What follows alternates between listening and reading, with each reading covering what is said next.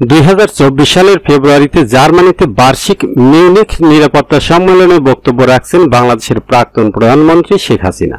বাংলাদেশের বহিষ্কৃত এবং স্বনির্বাসিত প্রধানমন্ত্রী শেখ হাসিনাকে বুধবার দেশটির আন্তর্জাতিক অপরাধ ট্রাইব্যুনাল আদালত অবমাননার মামলায় 6 মাসের কারাদণ্ড দিয়েছে। একজন শীর্ষ আইনজীবী জানিয়েছেন, আগস্টে ছাত্র নেতৃত্বাধীন প্রাণঘাতী বিক্ষোভে ভারতে পালিয়ে যাওয়ার পর থেকে হাসিনার বিরুদ্ধে একাধিক মামলা চলছে। তবে এটি প্রথমবারের মতো প্রাক্তন নেত্রীকে এর মধ্যে একটিতে সাজা দেওয়া হয়েছে। প্রধান আইনজীবী মোহাম্মদ তাজুল ইসলাম সাংবাদিকদের বলেন, আওয়ামী লীগ দলের নিষিদ্ধ ছাত্র সংগঠন ছাত্রলীগের নেতা শাকিল আকন্দ বুলবুলকেও একই মামলায় 2 মাসের কারাদণ্ড দেওয়া হয়েছে। দণ্ডিত করেছেন আসামি শেখ হাসিনাকে 6 মাসের বিনাশ্রম কারাদণ্ড এবং আসামি শাকিল আকন্দ বুলবুলকে 2 মাসের বিনাশ্রম কারাদণ্ডে দণ্ডিত করেছেন।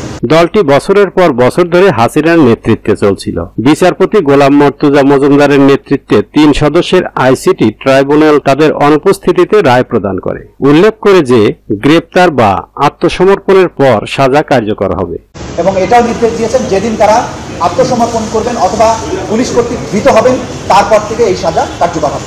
অবমাননার অভিযোগের সূত্রপাত একটি ফাঁস হওয়া ফোন রেকর্ডিং থেকে, যেখানে হাসিনাকে বলতে শোনা গেছে, আমার বিরুদ্ধে 227টি মামলা রয়েছে, তাই আমার এখন 227 জনকে হত্যা করা লাইসেন্স আছে। পরে একটি সরকারি তদন্ত সংস্থার ফরেনসিক রিপোর্ট অডিওর সত্যতা নিশ্চিত করে। শিক্ষার্থীদের কোটা বিরোধী বিক্ষোভের পর বাংলাদেশ জুড়ে সহিংসতা ছড়িয়ে পড়লে 19 জুলাই 2024 তারিখে ঢাকায় রাষ্ট্রীয় মালিকানাধীন বাংলাদেশ টেলিভিশনের বাইরে বিক্ষোভকারীরা বর্ডার গার্ড বাংলাদেশ অর্থাৎ বিজিবি এবং পুলিশের সাথে সংঘর্ষে লিপ্ত হয়। 1971 সালের যুদ্ধাপরাধের বিচারের জন্য হাসিনার নিজস্ব সরকার 2010 সালে আইসিটি প্রতিষ্ঠা করেছিল। নোবেল বিজয়ী মোহাম্মদ ইউনূসের নেতৃত্বে বাংলাদেশের অন্তর্বর্তীকালীন প্রশাসন হাসিনা সহ নেতাদের অধিকার লঙ্ঘন এবং দুর্নীতির জন্য জবাবদিহি করার প্রতিশ্রুতি দিয়েছে, যার মধ্যে গত জুলাই মাসে ছাত্র নেতৃত্বাধীন বিদ্রোহের উপর দমন পীড়নও অন্তর্ভুক্ত ছিল, যা হাসিনার শাসনের পতন ঘটায়। ট্রাইব্যুনাল এখন পর্যন্ত হাসিনার বিরুদ্ধে 3টি গ্রেপ্তারি পরোয়ানা জারি করেছে, যার মধ্যে